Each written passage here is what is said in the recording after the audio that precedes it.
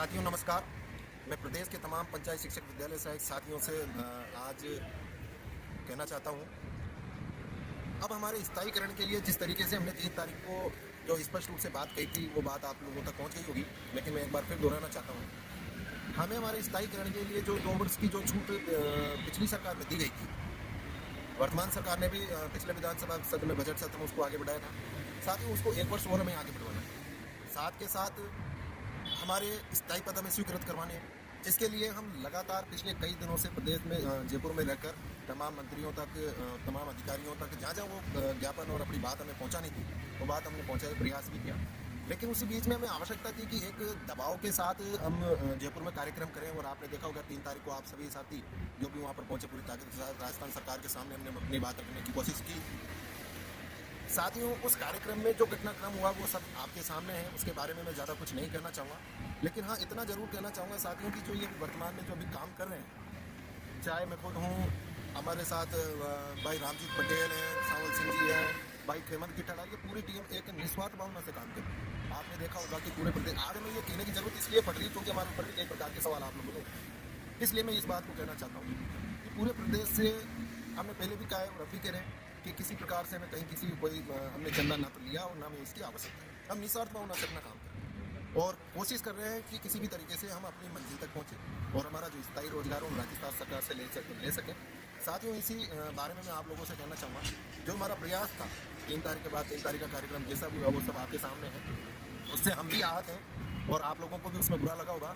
लेकिन मैं तो यह कहना चाहूँगा कि इतनी जल्दी हमें सबको हार नहीं माननी चाहिए और जिस तरीके से हम पिछले दिनों से जो लगातार प्रयास कर रहे थे उस प्रयास को एक बार फिर हम आगे बढ़ाएंगे और तमाम मंत्रियों के पास, अधिकारियों के पास जो हमारी 2 वर्ष की छूट है उसके लिए और हमारे जो स्थायी पद जो स्वीकृत हमें करवाने हैं उसके लिए लगातार हम अपनी बात पहुँचाते रहेंगे। और यदि आप सब लोगों का यदि सहयोग रहा तो निश्चित रूप से आने वाले विधानसभा सत्र के दौरान, बजट सत्र के दौरान वहाँ पर हम एक बड़ा 20,000 संख्या के पार वाला जो हमने नारा दिया था वो कार्यक्रम भी करेंगे। और मैं तो यही कहना चाहूँगा कि संघ संघर्ष के साथ लगातार आपका सहयोग बना रहे। साथ हमारे साथ भाई रामजीत पटेल जी भी हैं, खेमंत किठाड़ा जी भी हैं, आप अपनी बात रखेंगे। साथियों नमस्कार। सबसे पहले तो मैं 3 तारीख को दूर दराज से जो साथी यहाँ पधारे उनका सबका मैं हार्दिक अभिनंदन और स्वागत करता हूँ कि वो समय, बहुमूल्य समय निकाल के और जयपुर में पधारे।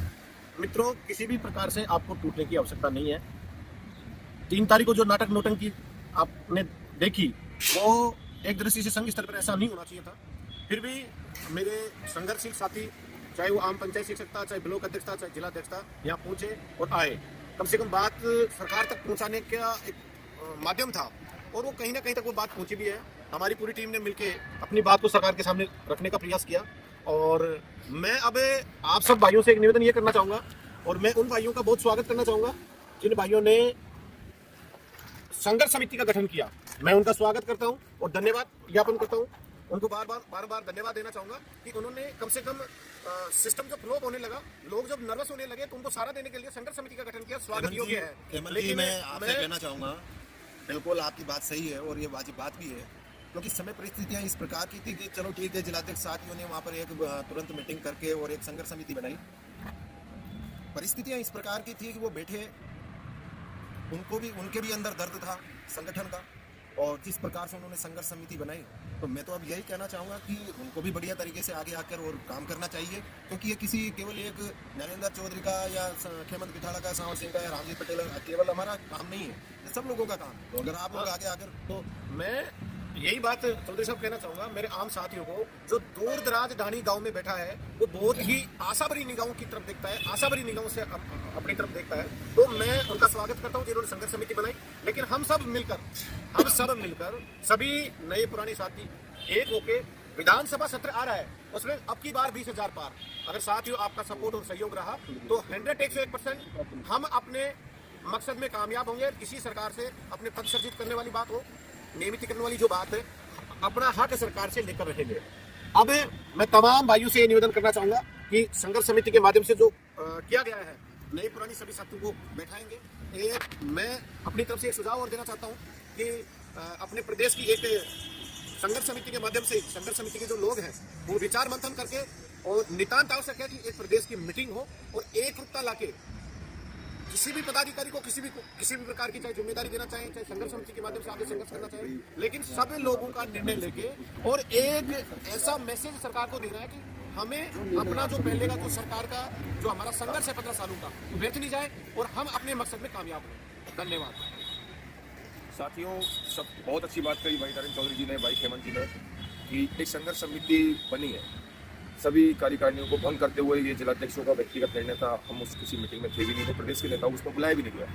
और मैं तो चाहता हूं कि अगर जिलाध्यक्षों ने मिलकर निर्णय लिया है, चाहे उन्होंने मीटिंग करके लिया, दूरभाष पर लिया, तो उनसे निवेदन करना चाहूंगा विधानसभा सत्र में अब की बार 20,000 पार के नारे को आप सफल करें। गाँव ढाणी तक एक ही व्यक्ति के पास पीले चावल बांटकर चाहे आप मीटिंग करें, लोगों को बुलाएं। लेकिन मेरा तो यही है कि अगर आप लोगों को लगता है, सब जिलाध्यक्ष साथियों को, इस पूरी टीम को घर जाने की जरूरत है, तो बिल्कुल मैं भाई खेमन जी से, भाई चौधरी साहब से, भाई सावंत जी से, सब लोगों से मैं भी निवेदन करूंगा। और आप लोग भी मीटिंग में सहर्ष कहते हैं कि और मुझे भी, हमें घर जाने की जरूरत है, तो हम घर जाने के लिए सहर्ष तैयार है। हमें कतई इस तरह का शौक नहीं है कि हमें जयपुर में लगातार आवें और हमारी बात को सरकार तक पहुंचाएं। अगर संघर्ष समिति कोई मीटिंग लेके उचित निर्णय लेती है उस आंदोलन से पहले, जो विशाल रूपी आंदोलन आने वाला है, चाहे वो जो भी निर्णय लेगी, हम पूरी तरह उस निर्णय के साथ रहेंगे। अगर हमें घर जाने का आदेश मिलेगा तो घर जाएंगे, हमें जयपुर रुकने का वो आदेश देंगे, हम जयपुर। लेकिन इस कार्यक्रम से पहले सबसे जो पहली चीज जो आवश्यक है, वो चीज ये आवश्यक है कि एक मीटिंग हो। मीटिंग में सब जिलाध्यक्ष, सम्मानित जिलाध्यक्ष वहाँ पर बैठे और गंभीरता के साथ विचार करके और संगठन को मजबूत करने के पक्ष में निर्णय लें, तभी हम आगे बढ़ पाएंगे और तभी संभव हो पाएगा। क्योंकि मैं पहले भी कहा था और मैं फिर कह रहा हूँ, हमारे पास 3-4 महीने बहुत अमूल्य समय है। इस समय को हम खराब नहीं कर सकते साथियों। इसके लिए हमें एक जगह बैठना ही पड़ेगा, यह नितांत आवश्यक है। उसमें भले ही अपना किसी भी प्रकार का निर्णय हो, हमें आगे आना होगा तो आगे आएंगे, हमें पीछे कर जाना होगा। आप लोग जो भी सभी जिलाध्यक्ष जो निर्णय लेंगे वो मैं सर्व स्वीकारूंगा। बिल्कुल, तो चौधरी साहब आपने सही बात कही। अगर जो आने वाली 5-7 दिन में, आने वाले संडे को, या जब भी संघर्ष समिति के लोग, संघर्ष समिति के सदस्य भी हैं, भाई खेमन गिठाला जी, इन लोगों की बात चल रही होगी सभी सम्मानित जिलाध्यक्ष साथियों से।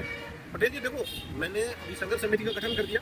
मैं मेरे सभी साथियों को इस वीडियो के माध्यम से भी बताना चाहूँगा और व्यक्तिगत में बात करके, और जरूर संघर्ष समिति जो निर्णय लेती है, और मैं उनसे ये निवेदन करूंगा कि मैं कैसे भी करके प्रदेश की मीटिंग हो और एक रूपता लाएं। चाहे आज संघर्ष समिति करे, चाहे हमारी टीम कर रही थी, चाहे प्रवीण की टीम कर रही थी, लेकिन तब तक संख्या बल नहीं आएगा साथियों, जब तक सब एक जाजिम पे आकर ब्लॉक ढाणी गांव तक जाके मेहनत नहीं करेंगे। तब तक पंचायत शिक्षक विद्यालय साहिब गांव ढाणियों से निकलकर जब तक नहीं पहुंचेगा, तब तक हम अपने मकसद में कामयाब नहीं हो पाएंगे। इसलिए मैं सभी से निवेदन करूंगा, कार्यकारिणी के सदस्यों से भी, संघर्ष समिति के सदस्यों से भी, और ढाणी गाँव और ब्लॉक में, जिले में जो संघर्षशील साथी हैं या पदाधिकारी हैं, उन सबकी जिम्मेदारी है कि जैसे ही प्रदेश का कोई यहाँ से डिसीजन बढ़ता है तो आप लोगों को मोटिवेट करें, और ऐसा ना हो कि हम अंतिम समय में हम अपने मकसद में कामयाब नहीं हो पा रहे। उसका एक बहुत बड़ा रीजन है। उसका बहुत बड़ा रीजन क्या हो रहा है कि हम आपस में उलझ रहे हैं, या फिर जो मैटर, जिस मैटर पे अपने को चलना चाहिए, ये बहुमूल्य समय है। इस वक्त नितांत आवश्यक थी।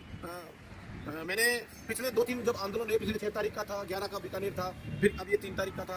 अगर वर्षगांठ से पहले भी अपना कोई बड़ा मूवमेंट सरकार के सामने जाता और संख्या बल एक बार 20,000 पार, अगर ऐसी संख्या होती तो दोस्तों 100% हम अपने सफलता प्राप्त करते, सरकार पर दबाव बनता। लेकिन आप जो आम पंचायत शिक्षक और विद्यालय सहायक, उनकी भी जिम्मेदारी है कि जैसे ही कोई आह्वान हो तो हाथ जोड़ के निवेदन है कि आप अपने पेट के लिए, अपने बीवी बच्चों के लिए, अपने बूढ़े माँ बाप के लिए एक दिन का समय निकालकर, जैसे ही विधानसभा सत्र चालू होगा, विधानसभा सत्र जैसे ही आता है, बजट सत्र जो आएगा, उसमें एक बहुत बड़ा मूवमेंट है पंचायत शिक्षक और विद्यालय सहायकों का जल्द जयपुर में देखने को मिले। और वो तभी संभव है जब राजस्थान के तमाम लोग मेहनत करेंगे, तमाम लोग नए पुराने सब एक जाजिम पे आएंगे, एक मंच पे रहेंगे। मैं मेरे सभी साथियों से निवेदन करूंगा कि इसके लिए अभी से तैयारी में लग जाए, और एक प्रदेश की मीटिंग जो अभी संघर्ष समिति के माध्यम से, संघर्ष समिति जैसे जिस दिन जाएगी, तो वो उस मीटिंग का आह्वान करें, उस मीटिंग का आह्वान करें, और मीटिंग का आह्वान करके एक रूपता लेके और आगे का अपना सिस्टम को सही तरीके से फॉलो करवाएं। लास्ट में, अंत में, इस वीडियो के माध्यम से तमाम साथियों को हम तो यही संदेश देना चाहेंगे, जल्द से जल्द सभी जिलाध्यक्ष साथियों को, संघर्ष समिति को, प्रदेश कार्यकारिणी के लोगों को इस पर विचार मंथन करके जल्द ही प्रदेश मीटिंग का आयोजन रखें, और वहाँ पर संगठन को एक मजबूत स्थिति में लाकर एक संकल्प के साथ आगे बढ़ें, और विधानसभा सत्र के दौरान जो कार्यक्रम अपने करने की जो बात कही है, उसकी तैयारी अपन एक रूपता के साथ करें। केवल इतना सा ही मैं आप लोगों से कहना चाहूँगा। धन्यवाद।